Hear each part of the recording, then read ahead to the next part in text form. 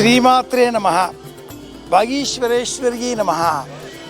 కైలాసనాథ యాత్ర, కైలాస పరిక్రమ యాత్ర ఈ అమ్మవారి దర్శనంతో ప్రారంభం చేసుకుందాం.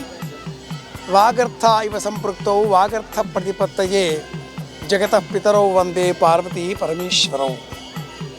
పరమశివుడు సతీదేవి వియోగాన్ని భరించలేక సతీదేవి దేహాన్ని భుజం పైన వేసుకుని తాండవం చేయగా శ్రీమన్నారాయణమూర్తి ఆ సూక్ష్మ రూపాన్ని చక్రంతో ఖండించగా అందులో ఈ క్షేత్రంలో పడిన భాగమే జిహ్వ, నాలుక. జిహ్వాగ్రే సరస్వతి, నాలుక చివరన సరస్వతీదేవి లాస్యం చేస్తుంది.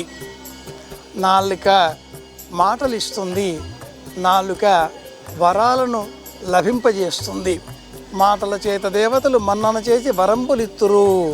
ఆ మాటలు పలికేదే నాలుక. ఈ నాలుకకు రసన అని పేరు. నాలుక బయట ఉంటే కాళిక, లోన ఉంటే లలిత. ఇలాంటి ప్రసన్నమైనటువంటి రూపాన్ని ఈ వాగీశ్వరి క్షేత్రంలో దర్శనం చేసుకుందాం.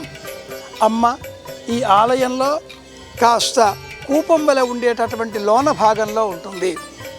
శిలారూపమైన ఈ అమ్మవారి జిహ్వ, ఆ నాలుకను చూచినట్లయితే సమస్త విద్యలు కరతలామలకమవుతాయి.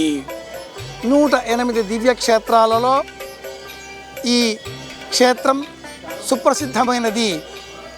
నేపాల్గంజ్ ప్రాంతంలో వెలిసిన ఈ క్షేత్రంలో అమ్మవారి దర్శనం చేసుకుంటే సమస్త విద్యలు మనకు లభిస్తాయి. అఖండమైన జ్ఞానం మనకు లభిస్తుంది. యాదేవి సర్వభూతేషు విద్యారూపేణ సంస్థిత నమస్తస్యై నమస్తస్యై నమస్తస్యై నమో నమః. 21 రూపాలుగా చెప్పేటటువంటి ఈ స్తోత్రంలో విద్యారూపం అమ్మ కనుక ఆ అమ్మను ఐం అనే బీజంతో మనం స్తోత్రం చేద్దాం. స్వామి ఇక్కడ కైలాసనాథుడు. కైలాస అంటే స్ఫటికం, శివరూపం. ఐం అనబడే వాగ్బీజం తోడు కావడంతో ఆ స్వామి కైలాసనాథుడయ్యాడు. అమ్మ మాట అంటామే, మాట్లాడే శక్తి మనకు వచ్చేది అమ్మ వల్లనే. కనుక అమ్మ ఇక్కడ, అమ్మ దర్శనం తర్వాతే అయ్య దర్శనం. మాట్లాడే శక్తి మనకు అమ్మనే ఇస్తుంది కనుక ఆ అమ్మను స్తోత్రం చేద్దాం. మాట బంగారం అంటారు, వాక్కు వెండి అంటారు.